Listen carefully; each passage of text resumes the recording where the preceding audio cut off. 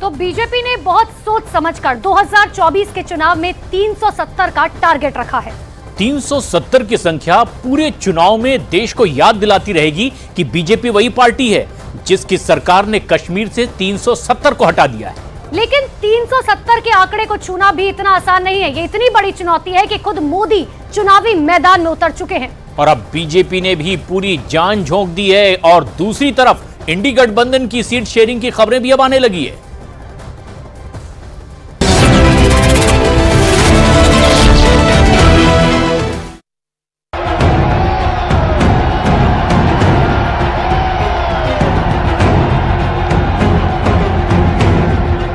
दुनिया की हर शक्ति जानती है, आएगा तो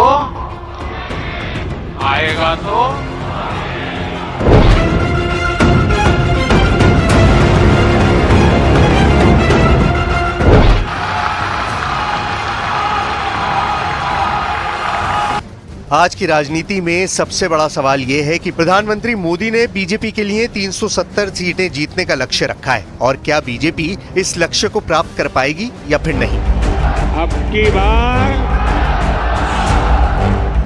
एनडीए सरकार 400 पार। 24 का चुनाव जीतने को लेकर विपक्ष कितने आत्मविश्वास से भरा हुआ है, इसकी कलई तो इसी बात से खुल जाती है कि खुद केजरीवाल ही कह चुके हैं कि वो 2029 तक मोदी को हरा पाने में सक्षम नहीं हो पाएंगे। दरअसल विपक्ष कोशिश ये कर रहा है कि किसी तरह बीजेपी को 272 से पहले यानी कि बहुमत के आंकड़े से कुछ कम सीटों पर रोक सके और इसके लिए गठबंधन बनाने की कवायद अब चुनाव से ठीक पहले नजर आने लगी है।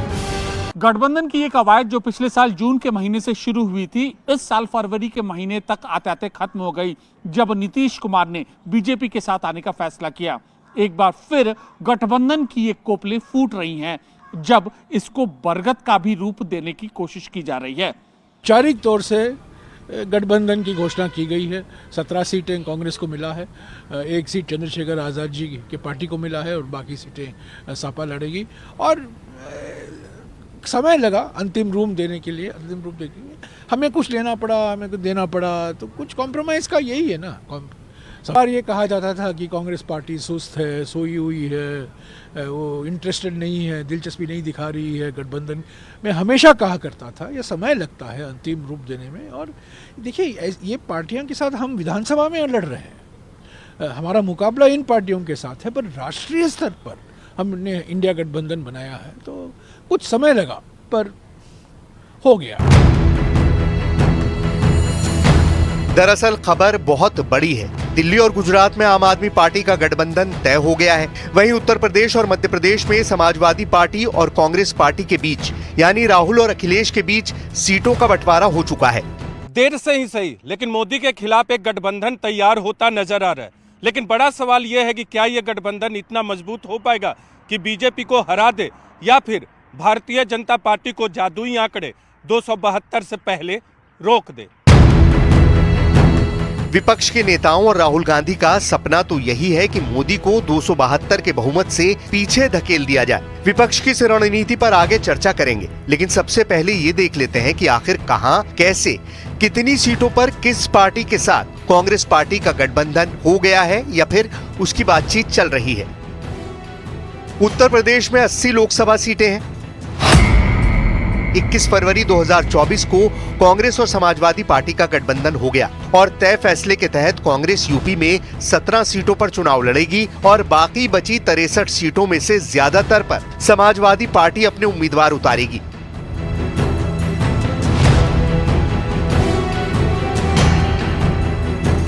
गठबंधन हो भी जाए फिर भी उत्तर प्रदेश राहुल और अखिलेश के लिए सबसे कठिन मोर्चा है, क्योंकि यूपी में न सिर्फ प्रधानमंत्री मोदी के साथ सीधी लड़ाई है जिनकी संसदीय सीट काशी में है, बल्कि विपक्ष की लड़ाई प्रधानमंत्री मोदी के साथ मुख्यमंत्री योगी से भी है। और रामलला की प्राण प्रतिष्ठा के बाद यहाँ पर बीजेपी को पीछे कर पाना कठिन काम है।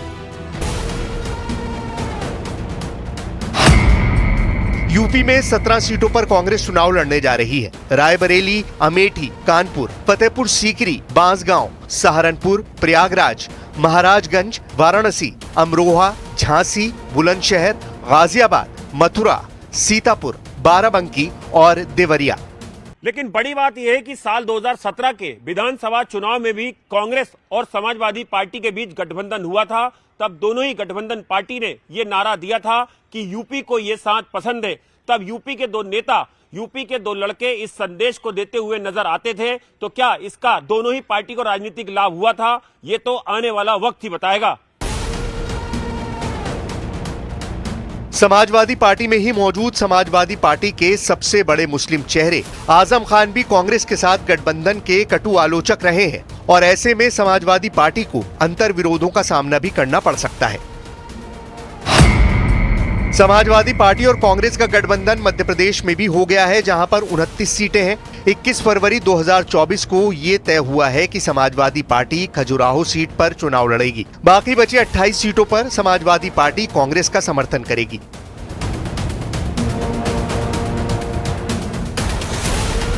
मध्य प्रदेश में 10% से ज्यादा यादव वोट होने का दावा किया जाता है, लेकिन बीजेपी ने मोहन यादव को ही मध्य प्रदेश का मुख्यमंत्री नियुक्त किया है। ऐसे में क्या यादव वोट अखिलेश को चुनेगा, ये बड़ा सवाल है।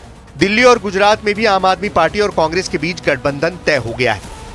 अगर हम दिल्ली और गुजरात के चुनाव की बात करें तो यहां पर आम आदमी पार्टी और कांग्रेस के गठबंधन होने से नतीजे दिलचस्प हो सकते हैं, क्योंकि पिछले विधानसभा चुनाव में गुजरात में बीजेपी ने ऐतिहासिक जीत दर्ज की थी।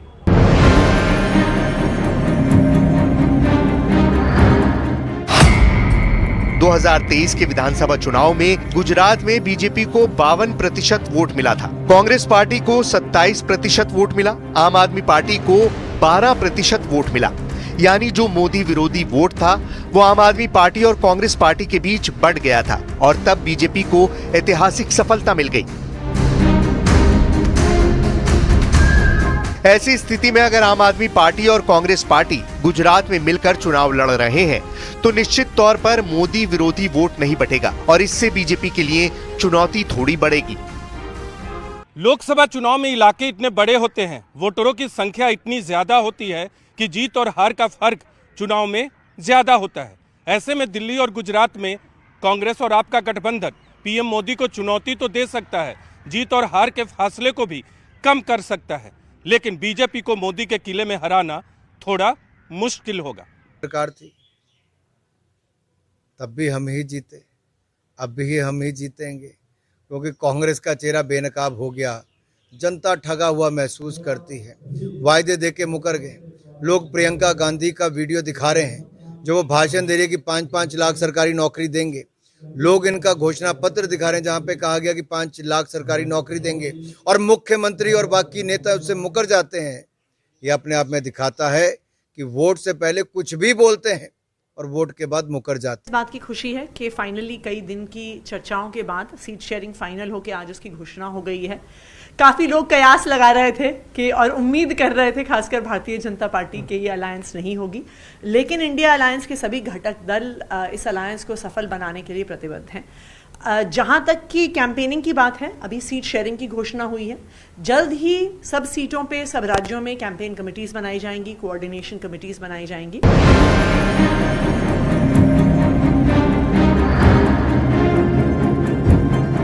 गुजरात में बीजेपी अगर अपना पुराना वोट भी हासिल करने में कामयाब हो जाती है तो भले ही वोटों का अंतर कम हो जाए, लेकिन बीजेपी को हरा पाना फिर भी आसान नहीं है। गुजरात में कुल मिलाकर 26 लोकसभा सीटें हैं। फिलहाल गुजरात की सभी सीटों पर बीजेपी काबिज है, लेकिन 2024 में गठबंधन के मुताबिक गुजरात में कांग्रेस 24 सीटों पर चुनाव लड़ेगी। भरूच और भावनगर लोकसभा सीट पर आम आदमी पार्टी चुनाव लड़ेगी।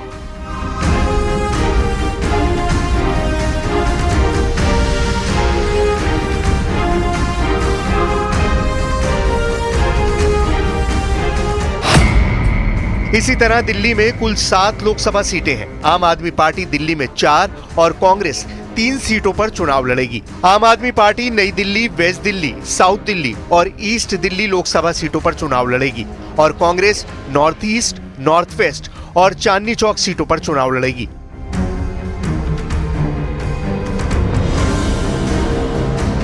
अगर बात करें दिल्ली में हुए कांग्रेस और आम आदमी पार्टी के गठबंधन की, तो यहाँ भी लगातार पिछले 2 लोकसभा चुनाव से बीजेपी क्लीन स्वीप कर रही है। अब यहाँ पर आम आदमी पार्टी और कांग्रेस पार्टी के बीच में गठबंधन हो गया है। यहाँ भी बीजेपी को अपना वोट शेयर बढ़ाने में चुनौतियां नजर आएंगी, क्योंकि मोदी विरोधी वोट को एकजुट करने की कोशिश चल रही है।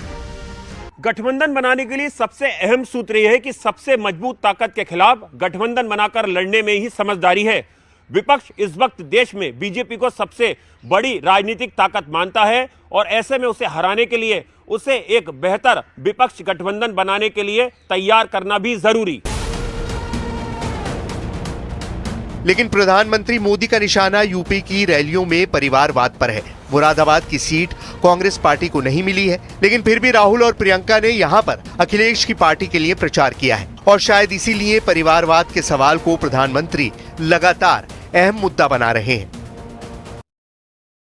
परिवारवादी पार्टियों की एक और पहचान है, ये अपने परिवार से बाहर किसी भी दलित आदिवासी को आगे बढ़ने नहीं देना चाहते। दलित आदिवासियों का बड़े पदों पर बैठना इन्हें बर्दाश्त नहीं होता है। आपको याद होगा जब देश में पहली आदिवासी महिला राष्ट्रपति बनने के लिए महामहिम द्रौपदी मुर्मू जी चुनाव लड़ रही थी, तो किन किन लोगों ने उनका विरोध किया था, किन किन पार्टियों ने उन्हें हराने के लिए सियासी लामबंदी की थी। वे सब की सब यही परिवारवादी पार्टियां आई थी, जिन्हें चुनाव के समय दलित, पिछड़ा, आदिवासी अपना वोट बैंक नजर आने लगता है।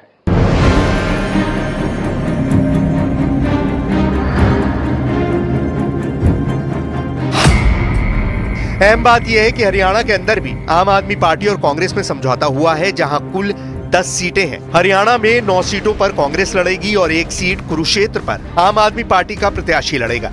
यहां भी फिलहाल सभी सीटों पर बीजेपी काबिज है। गठबंधन में दलों के मिलने से दिल मिल जाते हैं, और अगर दिल नहीं मिलते राजनेताओं के, तो क्या जनता को ये मिला पाएंगे? खास तौर पे जब इनका मुकाबला प्रधानमंत्री मोदी जी जैसे नेतृत्व लेड भारतीय जनता पार्टी के संगठन से हो।